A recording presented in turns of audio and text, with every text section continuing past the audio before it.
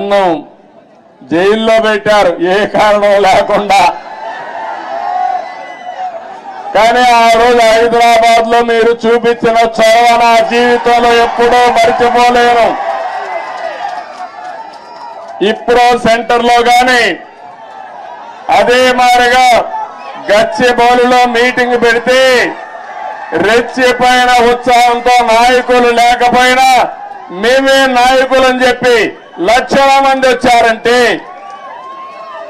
అది నా జీవితంలో ఎప్పుడూ జైల్లో ఉండి చూసి నేను చేసిన పనికి నేను చేసిన అభివృద్ధి గుర్తుపెట్టుకుని నాకు సంఘీభావాన్ని తెలియజేశారంటే